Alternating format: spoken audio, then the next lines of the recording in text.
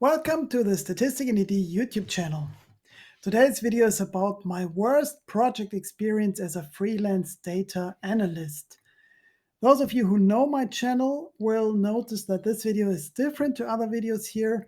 It's much more personal. It's about my own experience, my own story, and this is something that has occupied my thinking for far too long. So I struggled a bit to make this video. I'm really keen to read and hear about your experiences and what you think about it. There will be some lessons learned. We'll talk a little bit about this as we go along, and there's a section at the end where I sum up the lessons learned. I think that it's important to make your own experiences, and also I think it's inevitable to make your own mistakes in life and also in business. But maybe it helps a little bit to see what went wrong in my project, and hopefully it can save you some of the headaches that I went through. So let's dive right in. A little bit of background, what my situation was at the time. So I'm a trained sociologist. I have a diploma in sociology, and I focused on statistics and research methodology. And when this project started, I had been self-employed for 5 years. I mostly did market reports and market research and data analysis for customers, market research companies. I always focused on the data analysis part, so I didn't conduct any interviews or such. And I also coached PhD students in statistical methods. So that was my experience. My experience with clients was, on the large part, very, very positive. So when I did extra efforts, for example, in some projects, I was able to communicate with my clients afterwards, and I got paid for my extra efforts when it was well documented. So I got recurring projects from the same customers time and again, and that was quite comfortable. But I depended quite a bit on one customer, so I was happy about this new customer that I started to work with. So a little bit of background about him, my client on this project. He had 30 years of experience in market research. That's what he said. He had been employed for a long time, but at the time of this project, he was self-employed. He managed market research projects and he initiated projects with end customers. So he was the one who talked to the end customers, and he hired a survey institute to conduct the survey, and he hired me to do the data analysis part. Our contact was initiated by him. He found my website, he contacted me, and the explicit goal was to have a long-term cooperation. So I was quite happy about that. We had done one previous project together, and that project went quite all right. It could have been a bit better.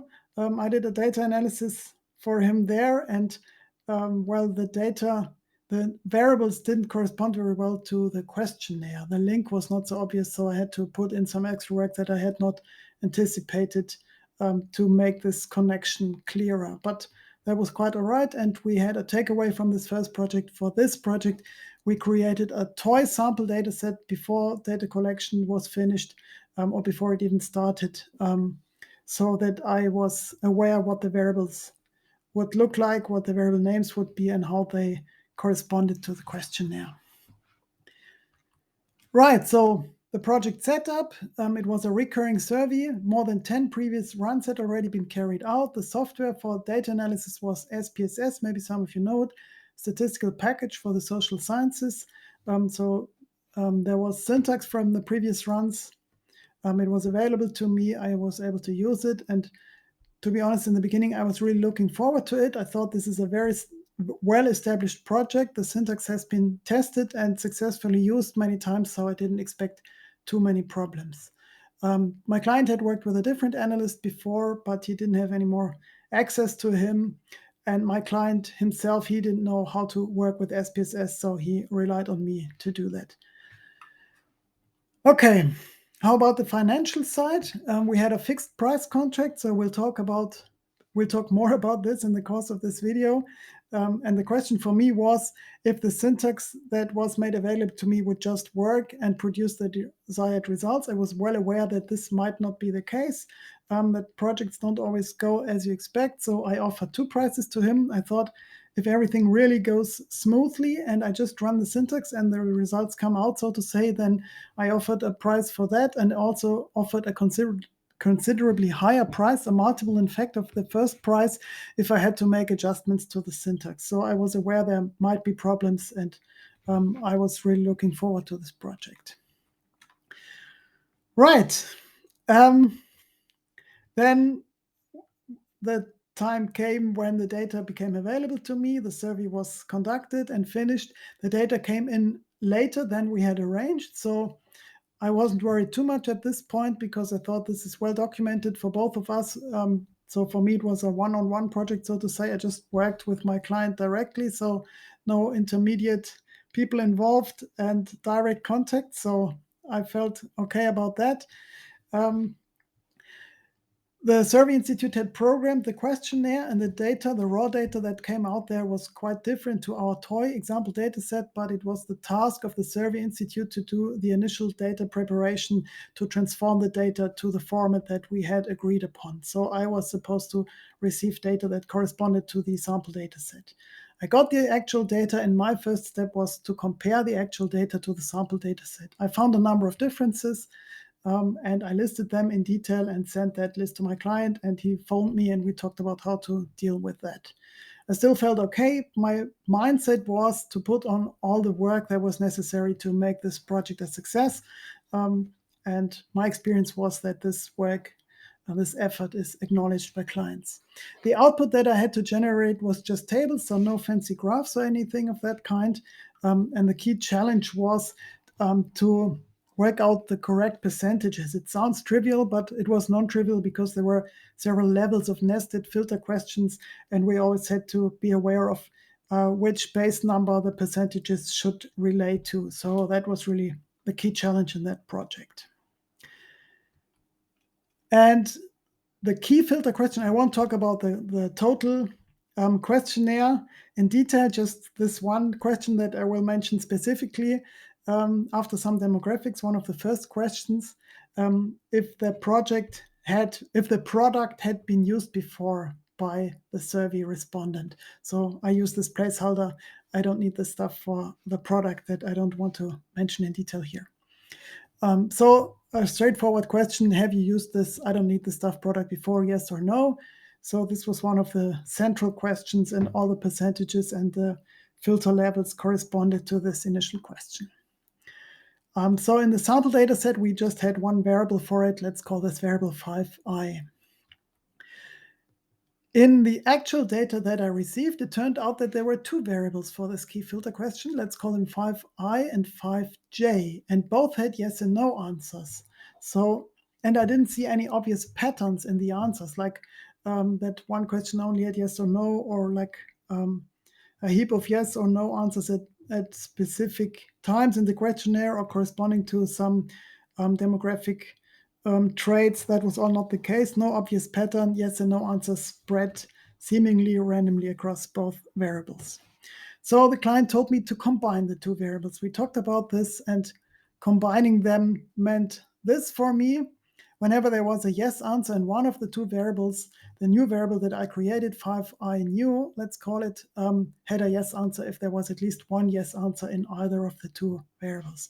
So that's what I did, and we went on from there. Right, so then the workflow that came about in this project was that I ran the analysis, worked out the tables, working with the syntax that was already there, and sending the tables to the client. He, with all his experience in previous runs of this project and knowing where the difficulties were, he knew where to look for inconsistencies. And unfortunately, there were a number of inconsistencies, and then he would write to me or call me up and tell me about where data was inconsistent, and I would fix that either doing recodings in the data or maybe adjusting the syntax. And basically, it was a rinse and repeat process in that way. A number of inconsistencies just originated from really bad data quality. I hadn't seen such bad data quality in the projects I had worked on before. Obviously, I had experienced like problems with filter questions not always answered straightforward, or like respondents seeing questions that they shouldn't have seen, and so on. That can happen. So that wasn't new to me. but it was hard to spot at first sight, so to say. So we went back and forth trying to fix the data and get it consistent. One of the problems we had early on was that one question did not produce any NA answers in the results where there should have been NAs. And it turned out the Survey Institute had simply forgotten the NA answers in their recoding and their initial data preparation. So now I got a new task, and that was to work with the original raw data that I was not supposed to work with in the first place, and do the data preparation or correct the data preparation that the Survey Institute had not done correctly. I think in one or two instances we sent the data back to the Survey Institute, but they were very busy, didn't have much time, and so it took 1 or 2 days before they sent the corrected data back. And this was not feasible anymore because we were running out of time. I think we had 1 or 2 weeks, 2 weeks, I think. Yeah, about 2 weeks or so. So we couldn't wait 2 days for new results. So it was my job now to work with the original raw data. Yeah, and then slowly, of course, as you can imagine, the project got worse and worse. It turned out that the SPSS syntax that I got was a nightmare to work with, compared to newer syntax from later versions of SPSS. It was quite complicated and about 3 times as long as it could have been using up-to-date code. Initially, I hadn't worried too much about it, but there was a lot of copy and paste of code blocks for different conditions, and yeah, the tables could have been created a bit more elegantly. There were like temporary statements and so on. I don't want to go into too much detail there, but I spent a lot of time scrolling up and down the syntax to find the right places to update the code. And what's worse, it turned out that the filter logic had been changed at different points in time, and this was not documented for me at least. So I had not been made aware of that. So the one time the filter logic had been changed was between surveys. That means the syntax that I worked with related to a different version of the filter logic than the actual data that I received. So I had to update the syntax after finding out where the filter logic was changed. This, with all the nested filters and so on, it was not trivial to see, and it only turned out in the course of the analysis as we worked our way around the inconsistencies and then the numbers and percentages. And even worse, the filter logic had also been changed during the course of the latest survey. That means that early respondents had a different filter logic than later respondents. So at some point in time, the filter logic had been changed during the survey. And this was also not documented for me. We just found that out in the course of the analysis, or I was told in the course of analysis, let's put it this way. So, and quite late in the project too. So this was really a huge challenge and a no-go, I would say. Or changing the filter logic is problematic as such, but not documenting that for the analyst is a no-go. So basically, there were many iterations of updating tables, working through inconsistencies. And as you can imagine, I grew increasingly frustrated with this project. A few words about the output format, and I'm keen about your comments on that. For me, it already seemed outdated then. The project is a couple of years back now. I've been working with R and not with SPSS anymore for quite a few years now, but back then I already thought it's a bit outdated to produce MS Word tables as a final product for the end customer, but that's how it was. And at one stage in the project, while we were doing the analysis and long after the contract had been signed, the client complained that the tables didn't look like they did in previous editions. And finally, we took a closer look at that, and it turned out he had used an MS Word macro to format the tables. So he sent me a Word document with this macro that had been used before, and it turned out the macro did not run on my Word version. I took some time to figure that out and to try out different things, and I even found somewhere an older Office version to install that, and it was an MS Word version had been used from the 1990s, I think Word 97 or so. The project is a few years back, as I said, but it was in the 2010s. So this Word version was outdated by more than a decade at the time of the project, and I couldn't get this macro to work with a newer version, and the old version also was not suitable anymore. So that was really a challenge, and yeah, something that should have been agreed on as we made the contract and not at this point in time. I was still in that mindset of putting in effort to make this project a success, but clearly this was out of range of the contract, I would say. But I was hoping that my efforts would be acknowledged. So now it all culminates in us failing to make the deadline, as you can imagine. And yeah, I had some other commitments afterwards, so extending the time on this project was no option, but also for the client, he told me repeatedly that it was a very serious deadline that we really had to make, so I didn't make any plans for the time after this deadline, but we failed to make it. On the final day of the deadline, once again, we discussed the filter logic, and now this was really the killer blow for me. We talked about this question that I showed you before, and now the client changed the instruction and he said I should ignore the second variable, where before I had combined the two variables. Maybe you remember, I had these two variables with the yes and no answers, and I took any yes answers in either of the two, and now he said, I don't know where the second variable comes from, even though we had talked about it before, and I should just ignore that. As you can imagine, just using the one variable with fewer yes answers changed everything. A lot of the subsequent filter logic depended on this initial question, and all the results would be changed with this new instruction. So this was really a hard blow. I was still hoping that maybe now the inconsistencies would disappear and we would finally get valid results that we could work with, but this was in vain.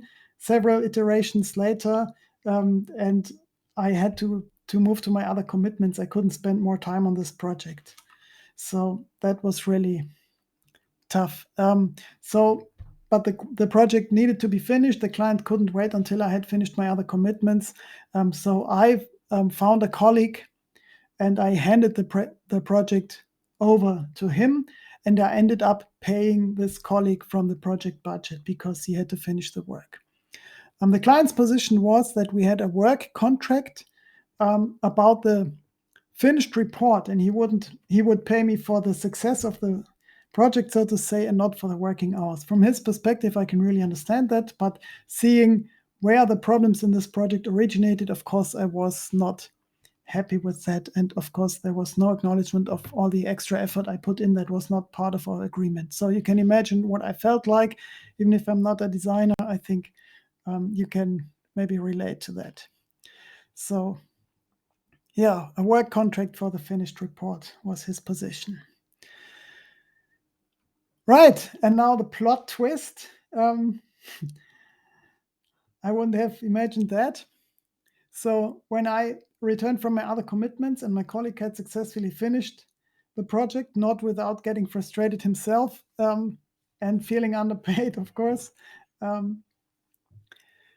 I wrote down in detail what, from my perspective, had gone wrong.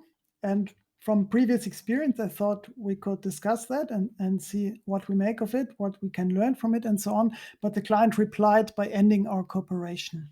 But before that project even started, we had already arranged two more projects. So he expected me to do them. And I wanted to finish this cooperation as cleanly as possible. So I agreed to do these last two projects, but then I wouldn't take any more projects from him, of course. And I thought he didn't want that either. So we did two more projects. And this is really, I think, interesting and maybe an anachronism, even if it's a couple of years back.